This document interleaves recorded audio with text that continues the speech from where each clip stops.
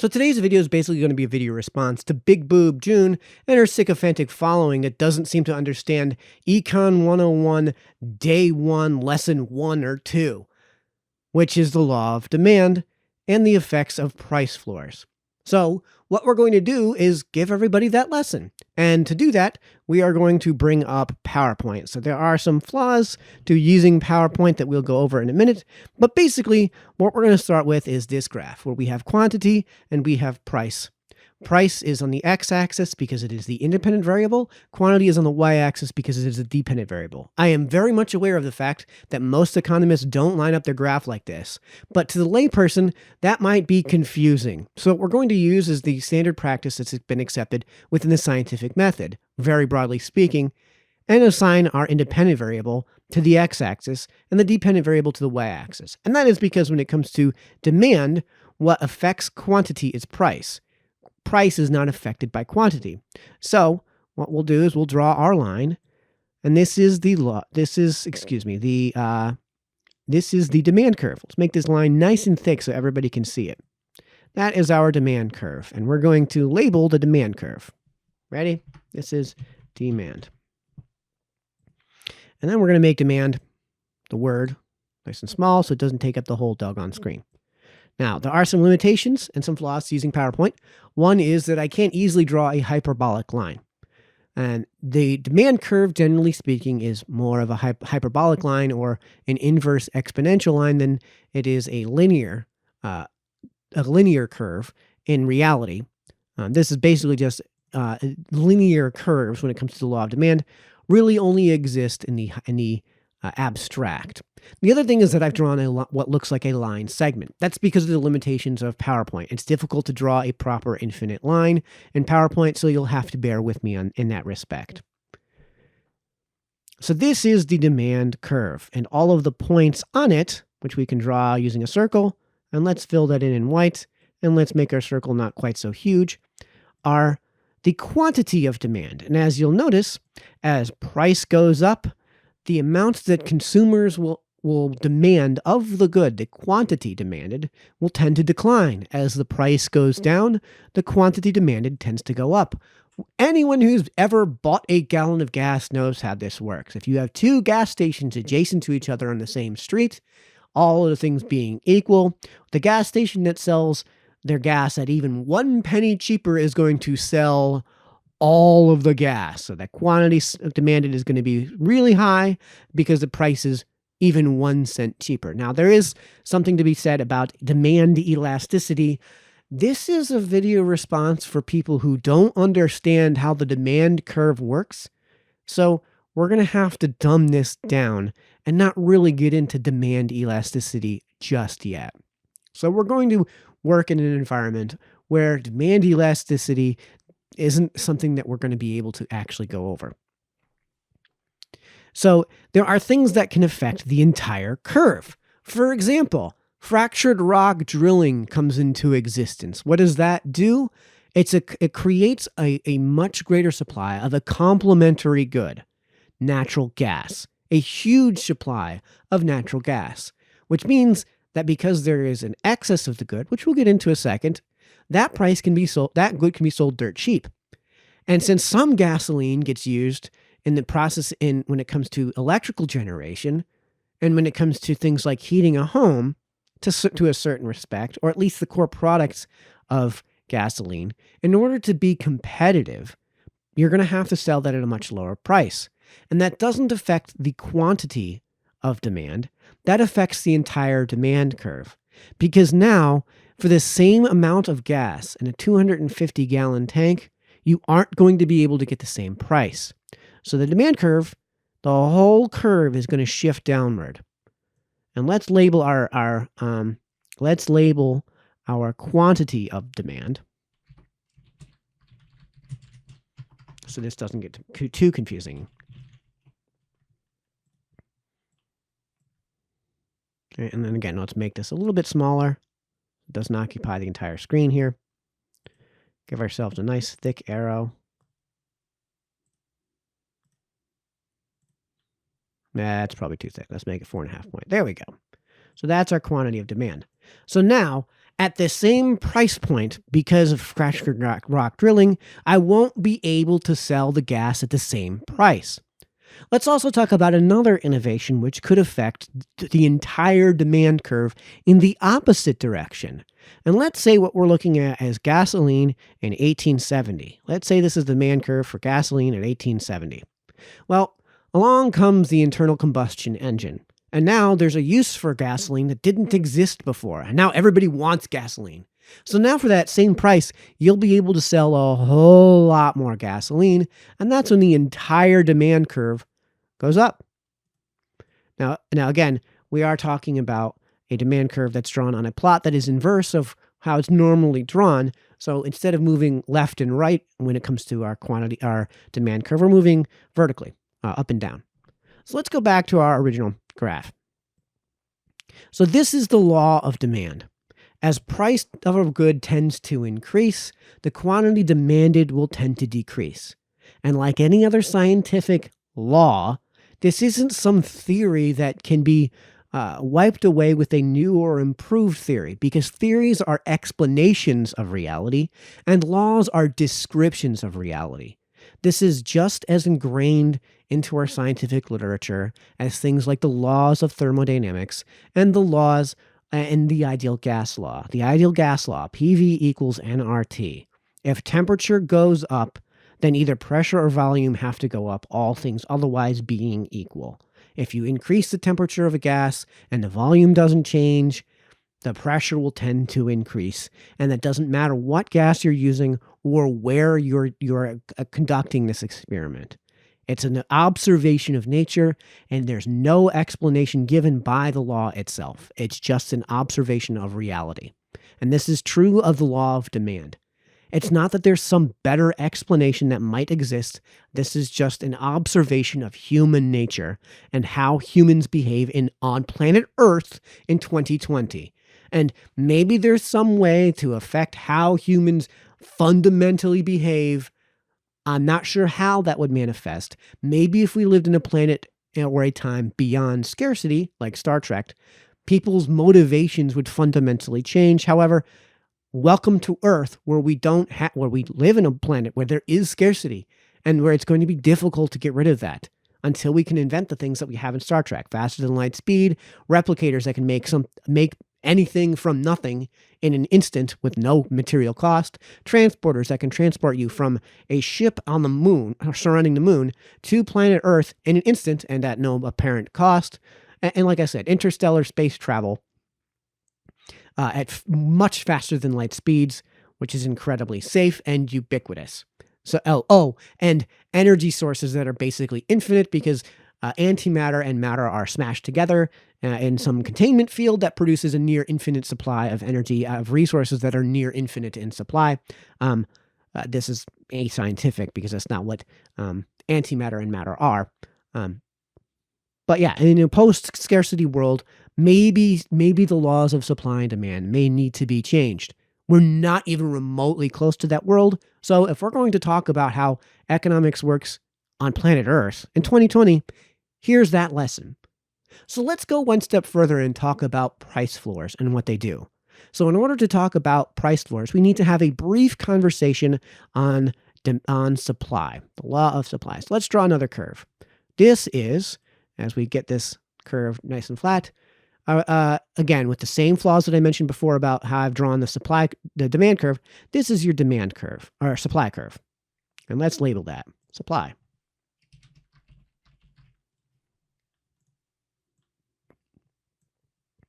What this means, what this is a representation of, is the fact that when it comes to a specific good or service, the higher the price a supplier can get for that specific good or service, the more of it they're going to want to supply. And there is a price at which point they will not supply the good. And that would be your x-intercept. So I've drawn this so that price is that x-intercept is basically equal to the y-intercept. This is a y equals x. And again, that's not how it works out in the real world. This is just an easy way to visually represent that curve. So let me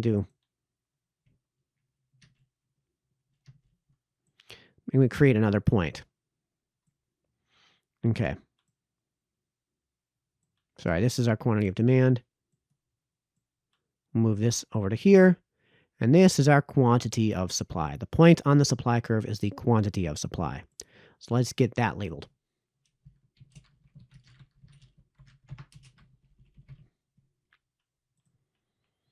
And again, let's shrink our label down so that it doesn't take up the entire screen.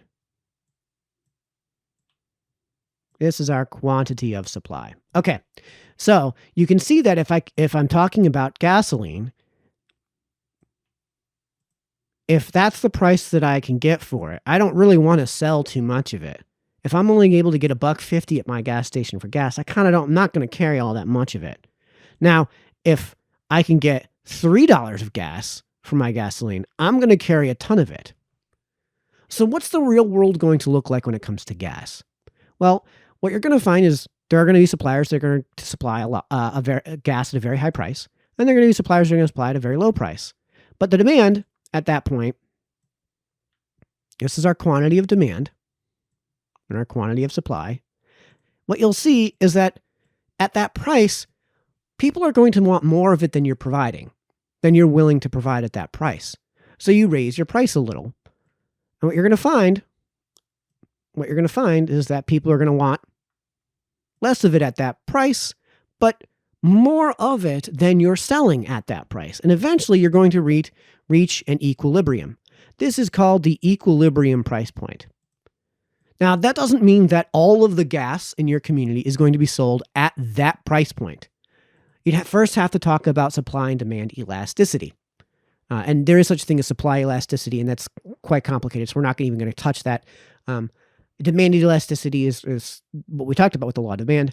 It's how responsive the market is to fluctuations in prices. In the case of gasoline, extremely responsive. Remember how I said that if you have two gas stations right next to each other and one sells their gas at even 1 penny cheaper, they're going to sell all the gas and the other guy's going to sell none of the gas? That's going to be the case. But generally speaking, you'll find some suppliers that are going to sell it at a higher price. And at that price point, at that price point, why can't I get this? Here we go. Move this to front. Move to front. Okay. At that price point, the quantity demanded is going to be less than the amount that you're going to want to sell. So in that case, what you're going to find is the gas stations that sell at that higher price, let's say they live in more rural communities where there's only one gas station, or you're on a highway in Texas and there's 150 freaking miles between exit ramps and you're the only gas station on that exit ramp. Well, some people when they pull over are going to say, I think I can make it to the next exit. Screw this. I'm leaving. And some people are going to say, oh, this sucks. All right, I have to pay the price. Whatever. Deal with it. Right? So at that price point, let's say you live in a rural community. Maybe you don't care that your tanks are going to be full all the time. This is called an excess of supply. So the difference, so let's draw a dotted line so people can see this. Shucks. Let's draw a line. Let's make it red so everybody can see it. And let's make it nice and thick so everybody can see it. And let's make it dotted so it stands out. Okay. So here we have our quantity of supply is in excess of our quantity of demand. What does that mean? That means that my tanks are going to be full all the time. It does mean that I'm going to have gas no matter what, which means if there's a gas shortage, I'm going to be able to sell a lot of gas. You're going to be able to go to my gas station and know that I'm going to have gas. That's you basically paying for the convenience of not having to drive around and seeing who's got gas. This guy who's selling at a much higher price has that gas. Okay, now let's talk about what happens if I decide to sell my gas way cheaper than everyone else, right? I'm going to sell an awful lot of gas. And then I'm going to have, let's do quantity of supply and quantity of demand. In this case, what I'm going to run into is a situation where my tanks are always empty and you'll never be able to buy gas at my gas station. However, you'll know that, if you can get gas at this guy's gas station, you're going to be paying a whole lot less for it. So this might be something where you have a super competitive market, and I've decided to basically price everybody out of the market, and just decide I want my tanks emptied. Let's say you're going out of business, and I just want the tank emptied. I'll take any price. I want the damn things emptied. This is how you're going to get your tanks emptied. And what that's going to lead to, of course, is a shortage. That's what that red line represents. The quantity supplied is a lot less than the quantity demanded. There are things that can affect the entire curve. Now, let's say it's something like supply. Let's say there's some technological advancement that I discover at my gas station. Let's say it's 1990 and I come out with credit card machines right at the pump, so you don't have to come inside at all, and you can pay right at the pump. And it saves me money because I don't have to have as many attendees, and it saves you time so you don't have to go inside, which means that I can get more people to go through the lot. I can get more sold, right? I can produce economies of scale. I have what's called a competitive advantage. So that shifts that supply curve. In this direction. And the reason that's the case is because even at that same price point, I'm willing to sell at that lower price. I'm more willing to carry the gas than I am at that lower price. Look what this does to the equilibrium point.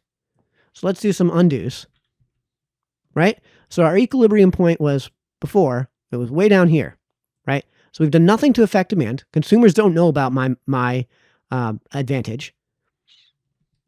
So we're going to shift our supply curve up. And look what that does to the equilibrium point. It means that everyone winds up paying a whole lot less for gas. It means that although there may be people who are going to sell at that higher price, my competitive advantage is going to mean that I'm going to be able to sell a whole lot more gas at that same price. Remember, this is what our demand supply curve looked like before, right? At this price point, I'm only able to sell. I'm only willing to sell, carry that much, and I'm only able to sell that much. But if I increase that, then our equilibrium point goes way up, which means that there won't be a shortage at that price point because I'll be able to carry a whole lot more. So we don't have a shortage because of this technological advancement, this material advantage that I've created. There are other ways that you can affect the supply curve. So let's say this is our original curve, right? There are other things that you can do to affect the supply curve that are going to make that number go down. For example, what happens if my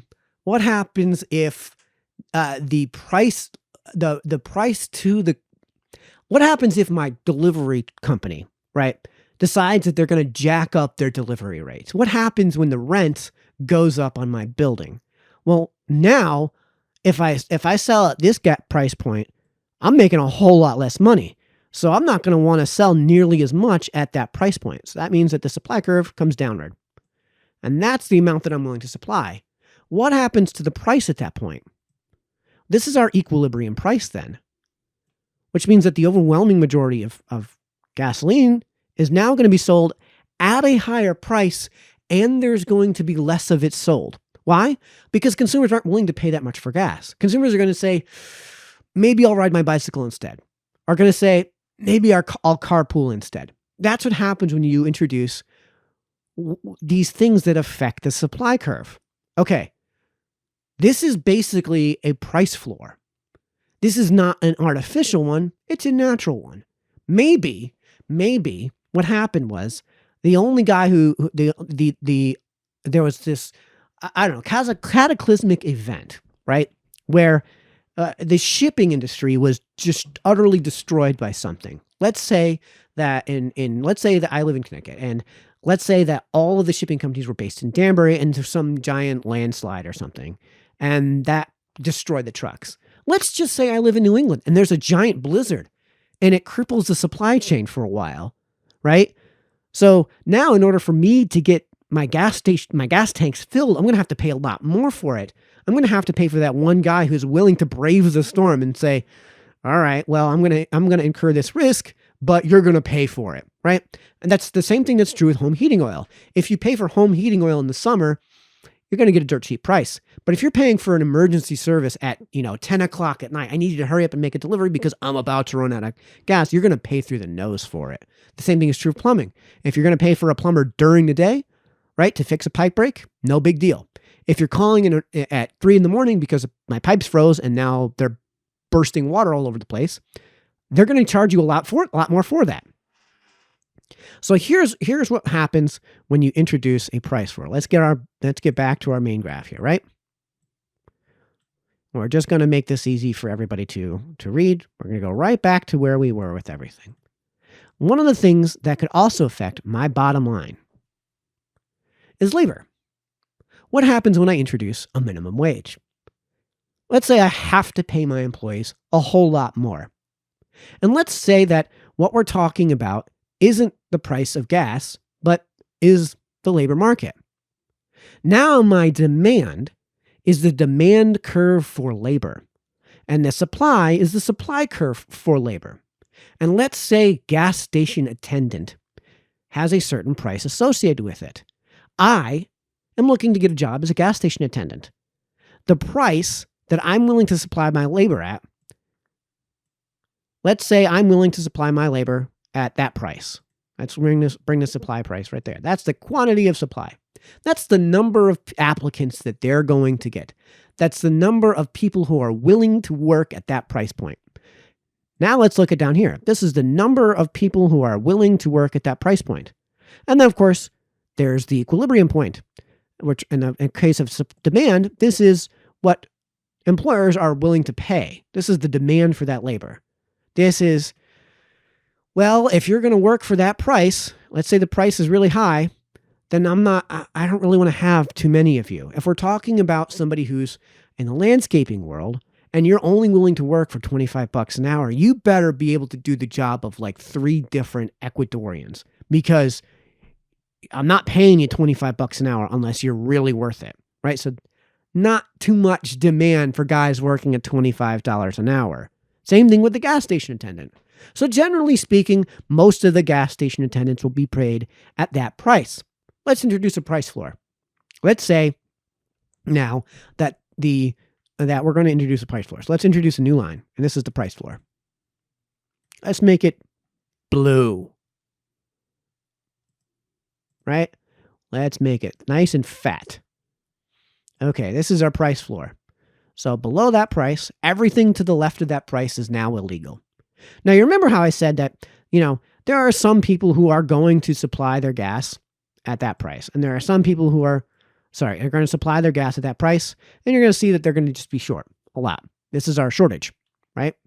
So the difference between the two is either a shortage or an excess of supply. All right.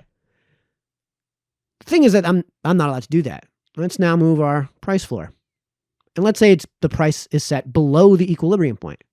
Well, all of those people, all of that gas that I previously sold is now no longer. I'm no longer able to sell that gas, even if it's a short sale. I'm going out of business. I just want to get the tanks emptied. Can't do it at that price. So you're gonna have a hell of a time getting that sold. Okay, what happens when we're talking about labor? Well, I am willing to work at this price. The demand for my labor is going to be very high. It's going to be very easy for me to get a job. The number of employers who are going to employ people at that price are going to be substantial. And the result is, of course, that the number of people that are going to be employed is going to be substantial. And on top of all of that, what you're going to find is a shortage of labor, which means that these people are in the case of a shortage of labor, what you wind up doing is you wind up making it make incredibly easy to get work. All right. So now we're going to raise the price. Now these people, let's say they were only qualified to work at that price, they can't get hired. So you're going to wind up with much more of our dots around that point, which means that if we take the sum, let's get rid of our price floor. Under normal circumstances, if you take the sum of all the gas stations that are willing to sell at this price, right? and they're set, and the demand is at that price. And you add that up with all the gas stations that are willing to get this price, right? And you look at that from a market perspective, and all the ones that are operating at the equilibrium point, right? That's going to be the area under those curves. So that means that under market conditions, for all of those, if we're looking at all of the companies, not just one company of gas stations, all of the ones that are operating in where you have an excess of supply, all of the ones where you're operating with a shortage, where you have an excess of demand, a shortage, are going to add up to basically the number that are available, right? So in this case, the area under the curve is going of quantity supplied versus quantity demand is going to be basically equal. What happens if we get rid of some of that? What happens if our price floor is way up here? We're not even at the equilibrium point. That means that all of these people that are supplying gas at these lower prices, they're gone, which means that the only people that are supplying gas at above that price point. So this is our new. So what's going to happen is that instead of it averaging out to the equilibrium point, you're going to average out to somewhere in this area. So what's that going to say about the price of gas? Number one, the price of gas on average is going to go up, but where does that leave us? With a shortage. That means that there isn't going to be as much gas going around. There's going to be an excess of supply. There's going to be a shortage of demand. That means that there's going to be a lot of people who aren't selling any gas. Now let's relate that to the labor market. Let's say that we raise our minimum wage, the minimum price that you are able to sell your labor. Again, no price floor. Everything is going to average out over time to the equilibrium point. But since that's not the case, instead of everything lining up with the equilibrium point, everything is going to shift in this direction a little bit because you've gotten rid of the points to the left of this blue line. So what does that mean? Now we have an excess of quantity of demand of labor. Sorry, an excess of quantity of I fix my arrows here. It's quantity of supply. So our supply is way up there. Our quantity of demand is way down there. What does that mean? That there are fewer employers willing to employ people than there are people looking for work. What do we call that? That's called unemployment. And it gets much worse the further you shift this line. Let's say that line's at the equilibrium point. Well, now, the average of all of those points under the graph is going to be closer to something like here. Now you have a major shift. Now you have lots of unemployment because the average is going to be around here somewhere. What does that do to somebody's bottom line, say, at a gas station? That's going to increase their cost of operation, which means that in reality, what we're actually looking at is a decrease in the amount and the quantity demanded, if we're looking at from the employer's perspective or from the gas station's perspective, a decrease in the amount supplied. So I'm not going to sell a good if I can't make as much of a good. I'm not going to want to sell as much of a good if I can't make as much money off of that good. Also, I'm not going to want as many jobs to carry as many people if the amount of people that I can get at that price point. Sorry, so this is our previous equilibrium point. Price floor comes over here. Right? If I can't sell at that equilibrium point, every time that price floor kicks in and the price that I'm selling that I have to hire people at increases, then I'm not going to want to hire as many people. People, generally speaking, cost more. So that means the demand for labor goes down. What happens to the equilibrium point? It goes down here, which means that not only does the equilibrium price go down, the equilibrium quantity goes down as well. Do we see how this works? Do you see how, on average, people in real terms will wind up getting paid less and there will be fewer people employed? And the reason, of course, that it works out is because $0 an hour is a lot less than whatever dollars an hour. So do we now see how shortages operate? Do we now see how price floors, like increases in minimum wage, which is what that price, which is a price floor, cause shortages? Do you see now how when you increase minimum wage, the tendency is to cause unemployment? And like I've said, this is not an element of, this is not something that is an element of an empirical claim. This is part of the laws of supply and demand. And again, they are laws of supply and demand. And I've done a video on the difference between proof versus evidence. I'll link to that in this video's discussion too. But I hope you guys now understand why it is that, yes, by nature, it is axiomatically true. It's not an empirical claim to say that the introduction of price floors, artificial price floors on the market when it comes to labor, like minimum wage hikes, is shortages. Every time you introduce a price floor, the result is shortages. In this case, shortages in work. So yes, by definition, it is axiomatically true that minimum wage increases unemployment.